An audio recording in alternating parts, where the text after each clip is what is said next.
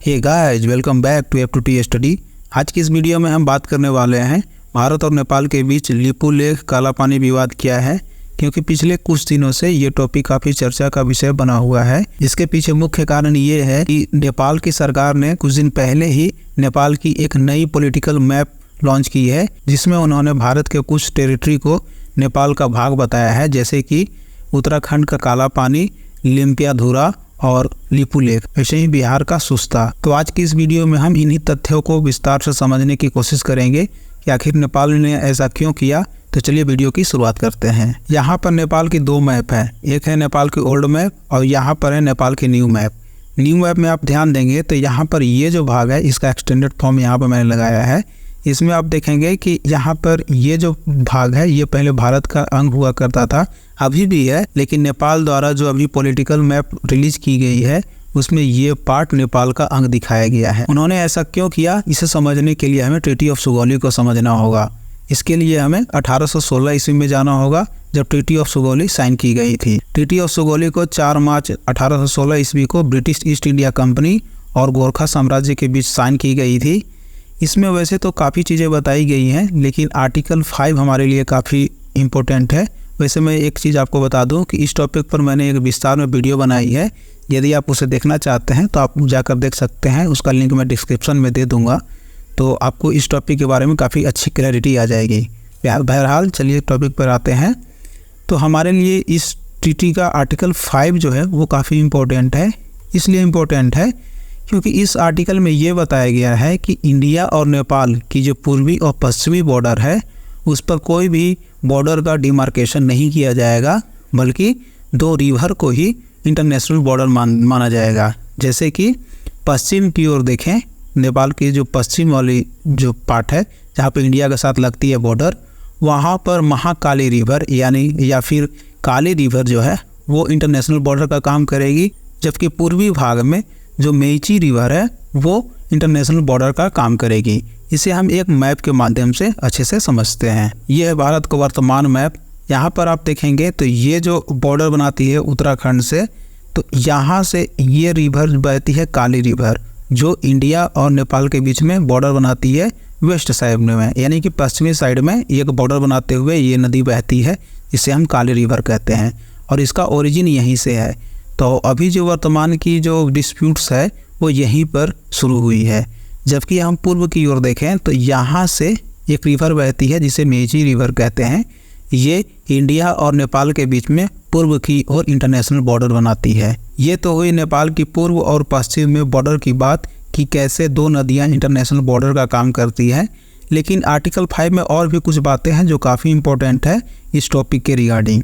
पहला ये है कि ये जब ट्रीटी साइन की गई तो इसमें कोई भी बॉर्डर डिमार्केशन नहीं की गई और इंटरनेशनल बॉर्डर के रूप में रिवर को ही चुना गया। साथ ही साथ इस ट्रीटी में एक चीज़ और मिसिंग थी। सपोज किसी भी नदी का ओरिजिन होता है, यदि माउंटेन से होता है तो उसमें बहुत सारे स्ट्रीम होते हैं। जैसे ये माउंटेन है, मान लो ऐसे माउंटेन रेंज है, तो बहुत सारे स्ट्रीम यहाँ से निकलकर एक नदी का रूप लेते हैं। तो इस ट्रीटी में ये कंफर्म नहीं की गई कि ये जो काली रिवर का फ्लो है वो कौन से स्ट्रीम से शुरू होती है। तो मुख्यतः जो डिस्प्यूट्स की शुरुआत होती है इसी पॉइंट से होती है और वर्तमान की जो भारत नेपाल सीमा विवाद है बस इसी पे डिपेंड करती है कि काले रिवर का ओरिजिन क्या है। तो हम समझते हैं कि नेपाल का स्टैंड क्या है इस मुद्दे के रिगार्डिंग। जैसा कि मैंने आपको बताया कि किसी भी नदी का यदि शुरुआत होता है तो यदि माउंटेन से होता है तो कई सारे स्प्रिंग मिलकर एक रिवर का निर्माण करते हैं। ठीक उसी प्रकार जब हम इस मैप को देखते हैं तो इस साइड इंडिया है और ये नेपाल है और यहाँ पर ये जो बॉर्डर बनाते हुए ये काली रिवर बह रही है जो इंडिया में प्रवेश करती है और बाद में इंडिया में कई नामों से जानी जाती है। जैसे अयोध्या में पहुंचती है तो अयोध्या का सरयू नदी जो है वो काली रिवर ही है और कहीं कहीं शारदा नदी के नाम से भी जानी जाती है। तो नेपाल का कहना ये है कि इसका जो ओरिजिन है वो हुआ है लिम्पियाधुरा के पास में, जबकि इंडिया का कहना है कि नहीं, यहाँ पर ये जो लिपू लेक पास है यहाँ से हुई है इसकी शुरुआत। क्योंकि मैंने आपको पहले ही बताया जैसे कि यहाँ पर ये हिमालय का रेंज है, यहाँ पे बहुत सारी चोटियाँ हैं, तो जहाँ से धाराएं निकल रही हैं तो ये धाराएं मिलकर एक रिवर का निर्माण करते हैं जो काली रिवर है।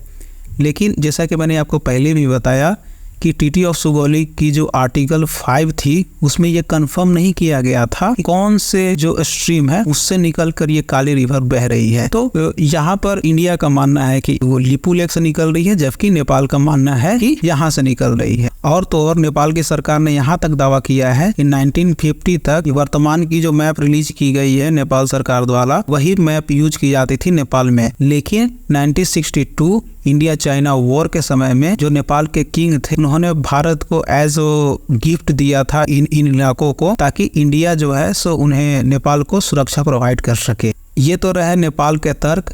उनके नए पॉलिटिकल मैप के पीछे इंडिया ने नेपाल द्वारा रिलीज की गई नए पॉलिटिकल मैप को रिजेक्ट करते हुए ये तर्क दिया कि ये जो काली रिवर है उसका ओरिजिन लिपू लेक के पास से हुई है।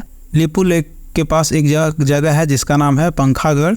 यहीं से एक छोटे से स्ट्रीम से इस नदी का ओरिजिन हुआ है, जो कि इंडिया के उत्तराखंड स्टेट के पिथौरागढ़ डिस्ट्रिक्ट में आती है।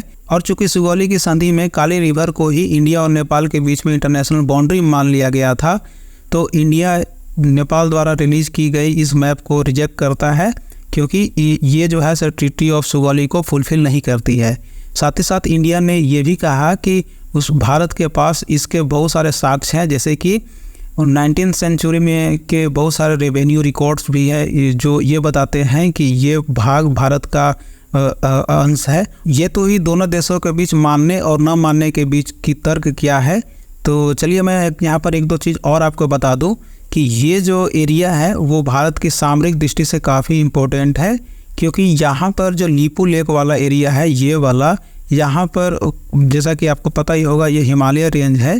तो यहाँ पर भारत की जो स्थिति है वो काफ़ी मजबूत है, क्योंकि भारत यहाँ पर ऊंचाई पर बैठा हुआ है। और चूँकि यहाँ पर लिपू लेक पास भी है, तो यहाँ से भारत की जो सेना है वो अच्छे से निगरानी रख पाती है चाइना की हर एक एक्टिविटी पर। साथ ही साथ एक चीज़ और मैं आपको बता दूं कि 2015 में भारत और चाइना की सरकार द्वारा एक एग्रीमेंट साइन की गई थी, जिसमें भारत के जितने भी श्रद्धालु होंगे जो अमरनाथ यात्रा को जाते हैं, वे अब लिपू लेक पास को यूज करेंगे और अमरनाथ यात्रा को जाएंगे। पहले वे जाते थे सिक्किम के नाथुला होते हुए, जो काफ़ी लंबा दूरी हुआ करता था, तो अब यहाँ से जाएंगे। इसके साथ ही 2018 में भारत ने एक सामरिक दृष्टिकोण से बहुत ही महत्वपूर्ण सड़क को यहाँ पर कंप्लीट किया, जो डायरेक्ट लिपू लेक तक जाती है, जिसका विरोध भी उस समय के नेपाल की सरकार ने किया। यहाँ पर एक चीज़ और मैं आपको बता दूं कि ये जो लिम्पियाधुरा जो जगह है, यहाँ पर एक पास है। इस पास के माध्यम से ही ईस्ट इंडिया कंपनी और तिब्बत में व्यापार हुआ करती थी। लेकिन यहाँ पर चूँकि ये वाला भाग काफ़ी दुर्गम है, तो कुछ दशकों के बाद ही ब्रिटिश ईस्ट इंडिया कंपनी ने ये लिपू लेक पास वाला जो रास्ता था इसको ज़्यादा प्रीफर किया, और धीरे धीरे ये वाला जो भाग है ये ज़्यादा कॉमन हो गया यूज में, और यही इंटरनेशनल बॉर्डर के रूप में काम करना शुरू कर दिया। ये तो रहे भारत और नेपाल के बीच में बॉर्डर डिस्प्यूट्स के संबंध में कुछ बातें, लेकिन कंक्लूजन क्या निकल सकती है।